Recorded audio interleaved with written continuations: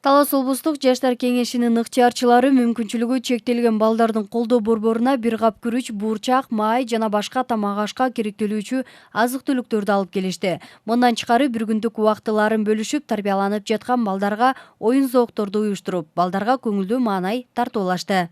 Ушундай кайрымдуу адамдардан ар кандай колуңуздардан кандай мүмкүнчүлүктөр болсо ушинтип жардам берип коесуздар деп сураганбыз.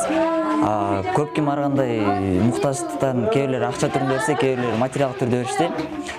Жана ошондой эле ушул жака келгенибизден эң биринчи бул сыймык. Ушундай теңир колдоо борборуна келип, балдар менен ойногонубуз биз үчүн эң эле маанилүү. Анткени кичине болсо дагы биз бир аз болсо дагы салымыбызды кошуп, алардын жан дүйнөсүн байытканга аракет кылдык десек болот. Талас облустук жаштар кеңешинде жаш лидерлерди даярдоо үчүн атайын окутуулар жүргүзүлүүдө. Быйыл Талас облусунан 4 районунан 25 студент жаш лидер болуу үчүн аракет көрүшүп окуп баштаган. Окуунун негизги максаты келечекте жаш лидерлерди даярдоо болуп саналат. Ал эми окуунун алкагында студенттер бир ишти кагаз түрүндө эмес, практика жүзүндө көрсөтүү үчүн түрдүү иштерди аткарышат. Жаш лидерлерди окутуу боюнча иштер жүрүп жатат. Биз жаштар кеңешинде жаштардын квалификациясын жогорулатуу боюнча окуп жатканбыз. Азыр 3 модулдун тапшырмасын аткарып жатабыз да. Ар бир бизде 6 модуль болот. 6 модульда биринчи 3 күн окутат, кайра 3 жумага задание берет да, ошону аткарышыбыз керек. Ошонун алкагында биз 3 модулдун алкагында балдарга теңир жардам берүү максатында ушул теңир колдоого келдик.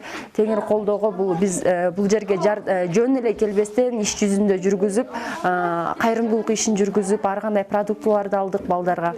Аталган борбордун жетекчиси Малик Ахматов акыркы жылдары мүмкүнчүлүгү чектелген балдардын саны арбып баратканын жана аларга тиешелүү көңүл буруу зарылчылыгын белгилейт.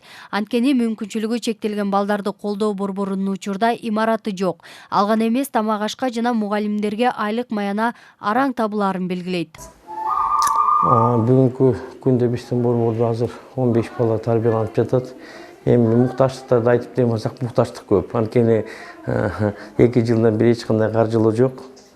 Ушул өзүбүз менен өзүбүз дегенде ушул балдардын тиги төлөп берген немеси, акчасы, родительская оплата. Анан кийин ошонун негизинде эле ушул жерде азыр иштеп атабыз да. Анан кийин ушул дагы эл бар экен, журт бар экен дегенде ушул бүгүнкү неме менен Талас облустук жаштардын кеңешинин ыктыярчыларына ыраазычылык билдирип кетебиз. Жетекчиси жана кызматкерлери бул кылган жакшылыктарына Талас облустук жаштар кеңешинин ыктыярчыларына терең ыраазычылыктарын билдирди.